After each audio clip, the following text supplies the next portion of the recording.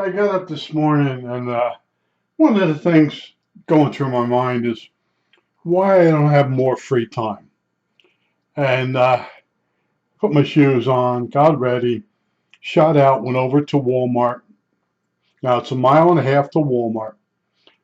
Got two big bags of victuals, carried them back, put them away. Then I went up to, it's about a quarter mile up, quarter mile back to Wawa, and I got gas for the lawnmower. And put that away. Came inside, had some breakfast. Then I went out, took my garbage can up to my neighbor's house, and knocked on the door. And the husband and wife were asleep, but the grandmother, she come out. She loaded my garbage up with their garbage.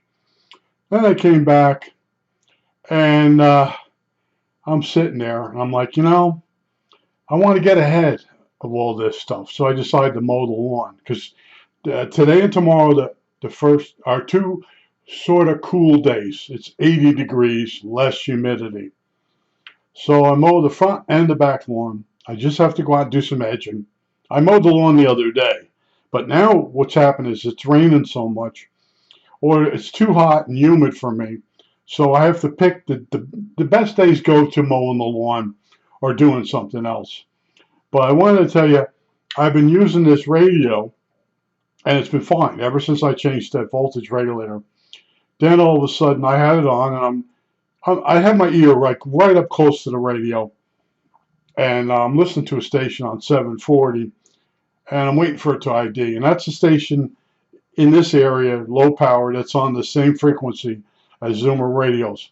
Just as I'm doing that, the radio lets loose with this real loud popping and snapping noise, and I'm noticing the would be the pilot lights on the meter and the dial are flickering with the popping.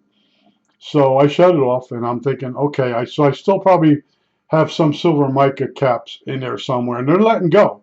As I bench test this thing, uh, some of the caps are that I didn't change are now going bad. And I told you originally, all the capacitors in this radio that I took out and tested were leaky. Now here's one here. This is sort of what they look like. I guess my fingernails long. Uh, that's another thing, like my fingernails getting long. I stay so busy, but I don't get nothing done. I can't get caught up. And this morning, I kept putting more and more things to do, trying to get caught up, doing the harder things that, you can't do them at night. And I got one of those poop tests, the color guards, and the box was like heavy. So I put it on the counter. I got a letter the day before, or 3 days before, telling me I'm probably not going to get a color guard test this year. They're going to go to every 2 years or whatever. Well, I got a color guard, and it's heavier than normal. I opened it up today because they sent me the letter. Please get to it. And I'm like, everybody's got stuff they want me to do. I'm supposed to be retired. I'm starting to get really annoyed. And I opened the box up, and now you have to poop into this little round cup that hangs on the toilet. And they want to see a full stool. My stools are terrible because I eat a lot of fried foods. Because I become so bored with what I was eating, I lived longer than I wanted to live, and I wasn't enjoying myself. So anyway, I'm eating food maybe I shouldn't be eating. And now the poop test, it doesn't have my doctor's name on it. And I threw out the letter they sent me. And I got a feeling they're scamming me. In other words, they're going to charge me for doing this test. And it's not going to be paid by Medicare. I threw the letter out. I'm going to be left alone. So anyway, I told you I get done mowing the lawn and all this stuff. And I ate my lunch. And I went in to lay down, take a nap. I get up. I got a scam letter from PayPal from UK. Some girl, O'Brien, wants me to send her 200 something dollars. And I'm looking on the internet trying to find the same letter. Usually, if I copy and paste the letter in Google, I can actually find the letter that's gone to someone else, and it's a scam. And it says, if you think this letter is fake or whatever, click on. I ain't clicking on nothing. I'm so tired of people telling me what to do. This is becoming an issue. You know, even the letter. Well, click here, and I'm like, it's PayPal out of the UK. I don't have an account on PayPal out of the UK. You know, don't tell me you're in the UK. Now you're telling me what to do, and I'm starting to get annoyed with this because everybody else seems to have to be in a seat of power, and I'm just the guy. Go put this on your toilet and go poop into it. You know. Now what you used to do is you used to put this sheet of like paper or whatever it was in the toilet. You poop on it. You take this plastic thing and you scoop up some shit, and then you put it back in the case. You close it up, and then you put it in this mailer, and it goes back to the doctor. And this does that test too. And there's all this paperwork I'm supposed to be reading. I'm like, when am I going to retire? When do I get to retire? And then this radio, this was my last hobby. I'm trying to get rid of this hobby. I'm trying to finish this radio up, but this is the radio that won't die, or keeps dying. I shouldn't even say it won't die. And the wiring in it is so pathetic looking, and it's got asbestos wiring, and I changed most of the capacitors. But when you're working on it, it's just, what a piece of crap, But it works really good when it works. And I keep saying to myself, this will be the last part I need to put in it. Then I'm thinking about the last one I had. It would be a National NC 173. I'm working on that thing, and the guy bodged up the band spread dial. He took that apart. I found by taking the other dial apart, I found what he did wrong. I got that working, and some of the stuff he didn't know how to do. I got that radio working, but the audio is terrible on it. It's not as good as this one.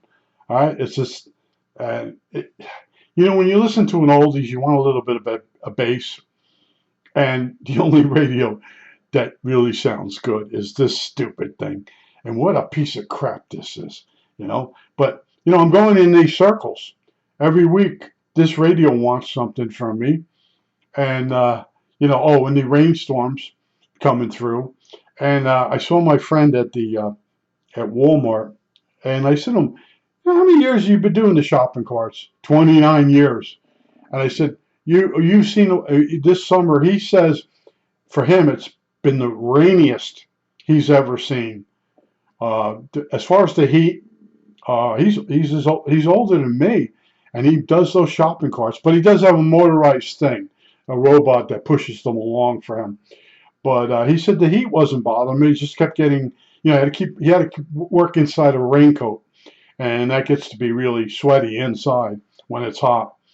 But I'm going around in these stupid circles with stuff. Once a week, I go over and I get my neighbor's garbage and put it in my garbage, and they keep saying they're gonna start paying again, but they don't.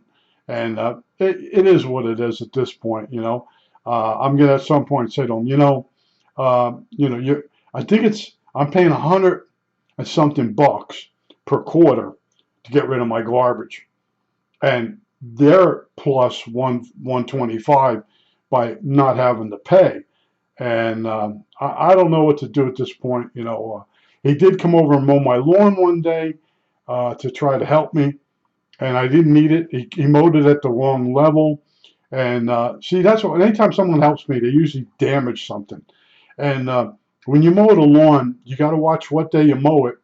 If you know it's going to be really hot the next 3 days, if you mow it too low, it'll kill the lawn. And it didn't kill it because we had enough rain. But if we hadn't had enough rain, he would have killed my lawn. You got to be very careful if you want a green lawn through the summer. And I do have crabgrass, but you don't what do we call it? Scalp it. You don't scalp the lawn. And he's a young guy, and he doesn't know any of these things. And he's trying to help. I said, "Don't help me. I'm trying to help you." I said, "I see you help other people in the neighborhood, so that makes me want to help you." And but it is what it is. But Yeah, this thing let loose the other day, and I'm like, come on. I told you the first time I fixed this thing, got it all working. I put it away. I didn't want to look at it anymore. Then I said, let me bring it out and check out that audio. And it was really nice. Yeah, I mean, it's like I said, it's like being in my sister's. What was she had a Camaro, '68 Camaro, five by nine speaker in the dash, and song "Spirit in the Sky." And if you ever heard that song, it's good in stereo. But in other words, it was set up to be on an AM radio. There were songs when they mixed them, and they weren't stereo. They were mono, and they were really good mixes. And "Spirit in the Sky" is one of those catchy songs. But you're riding along. One of the songs was "Gene." Oh man, that thing played forever. But between 60s, when I started driving, I think 1969. When you drive, you remember the songs from that time. And, every once in a while, I put a song on it. It does bring back memories, but some of them bring back really bad memories. But this radio, this is one of those things. Let me make sure this is still working. This is one of those things when you're working on it. You yell at it, what do you want from me? But there are a lot of parts in here that still aren't aren't swapped out. And I went with the stuff I thought would be needed to be swapped out, like a 15 picofarad capacitor. I let them go. I find out they don't always short out, but this thing's right across the B plus. It goes to this back connection. You can run this radio on batteries, and I can see I did cut it and test it and put it back. So instead of changing it, but the thing's 80 years old, and then down below there's two replacement capacitors I put in for the front end power supply, and then down below is a third capacitor. I cannot find that third capacitor on the schematic, and I'm like, so I have to look in the radio, see where the capacitor goes to, then go back to the schematic, and there are mistakes in the schematic that I found. And I'm like, oh man, leave me alone. But they say this is the hardest radio to work on. And there is a really good website where the guy works on it and he gets it to where he has no audio. See, me, that's not a problem. It's the intermittent stuff that's the problem. If it cuts out and doesn't come back, that's easy to find. But when you got a crackling noise, and it could be, I told you, it's not the atmospheric noise. It could still be that wafer switch for the band spread that's causing the problem. But I changed that regulator tube. It went 3 days, and when I did it, I didn't move the radio. In other words, when you fix something, you let the radio sit in the same position. When you change the tube, the crackling goes away. That's it. All right, now it's possible. When I wiggled that tube out, something moved. You can get those weird ones. Those are the tough ones, and I think we're in that zone right now. But I wanted to tell you what I go through. Oh, and when you mow the lawn, when you're 73 years old, when you go walking and you carry back 20 pounds of food, a mile and a half, whatever it is, over to there, and then you go up another a quarter mile each way with the gas jug, and then you roll your garbage can over to a neighbor, you stuff it with garbage, you roll that back. You start to get tired, and then you get this bright idea. Well, I got 2 days this week that it's really cool out because the heat dome. I got another heat dome coming. I know the rest of you guys in the country are like, man, this is a bad summer. And other people are like, my summer's not that bad. Well, you got lucky. Most of the people, every night there's a tornado warning. I watch the tornado chasers on YouTube. There's parts of this country that every night, instead of getting pop-up storms like we get, they get tornadoes. And I'm seeing this freaking light this freaking light's blinking again, or flickering. And the LEDs, when they flicker, you could spot it right away. And the other day it was doing it to me. The power pack that goes in to power the light, it doesn't make really good contact in the socket. I'm working with junk. I'm working with absolute junk. When you buy stuff on Amazon, well, it's junk. Okay. Uh, I've already had the LED light apart, and it turned out to be the power pack. It's a connection problem, and then my microphone cuts out sometimes on my videos.